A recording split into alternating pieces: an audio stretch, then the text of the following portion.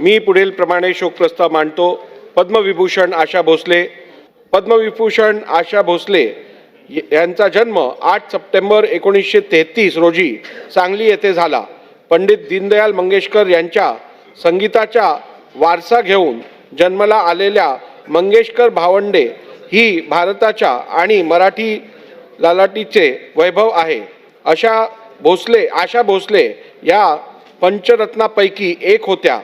दैवी स्वरांचे चांदणे पेरून 8 दशकांहून अधिक काळ रसिकांच्या हृदय सिंहासनावर अधिराज्य गाजवणाऱ्या अलौकिक प्रतिभेच्या त्या महान गायिका होत्या। बहुमुखी प्रतिभा आणि अलौकिक स्वरांची देणगी त्यांना लाभली होती। त्यांच्या अनेक दशकांच्या विलक्षण संगीत प्रवासाने देशाच्या आणि महाराष्ट्राचा सांस्कृतिक वारसा समृद्ध झाला आहे। स्वर्गीय लता मंगेशकर या प्रत्यक्ष भगवंताची वासरी होत्या, तर आशाताई साक्षात राधेच्या मनातले घनश्यामाचा स्वर होत्या। सतत काळाबरोबर राहण्याची हातोटी, नवनवीन गोष्टी आत्मसात करण्याची वृत्ती, उत्तम विनोदबुद्धी आणि गाण्याचा ध्यास ही आशाताईंच्या सदस्तेज व्यक्तिमत्वाची वैशिष्ट्य होती। नावाप्रमाणेच त्यांचे सगळे जीवन आशेचा, दुर्दमय इच्छा शक्तीचा आणि मूर्तिमंत जिद्दीचा प्रवास होता। वैयक्तिक आयुष्यात अनेक आघात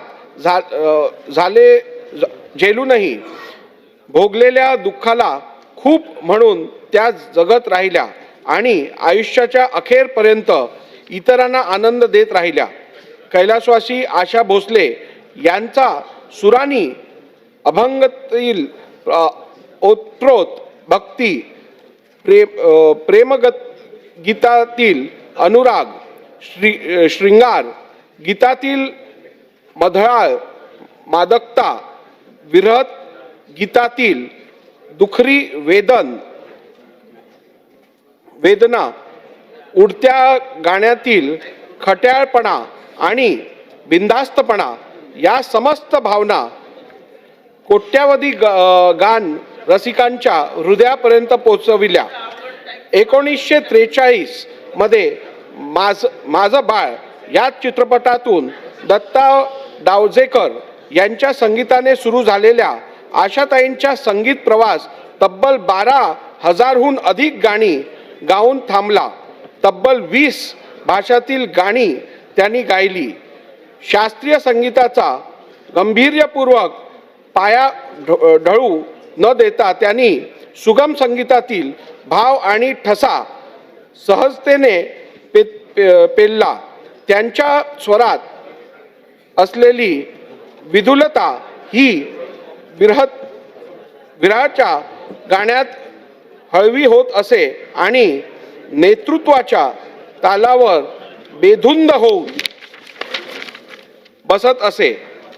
बालगीतापासून ते पॉपपर्यंत आणि नाट्यगीतापासून ते लावण्यांपर्यंत असे वैविध्यपूर्ण शब्दांचे हृदयरूप त्यांनी आपल्या स्वरातून दाखविले।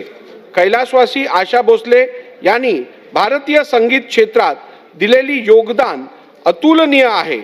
त्यांना अनेक पुरस्कारांनी गौरवण्यात आले आहे। भारत सरकारने त्यांना पद्मविभूषण पुरस्कार प्रदान केला आहे।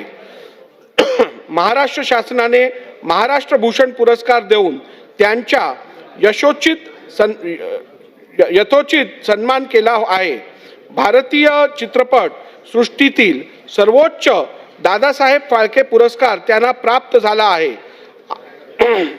अशा या असामान्य, महान, अद्वितीय आणि जगभरातील संगीत प्रेमींच्या मनावर गेले 8 दशके अधिराज्य गाजविणाऱ्या स्वर सम्राज्ञीचे रविवार दिनांक 12 एप्रिल 2026 रोजी दुःखद निधन झाले।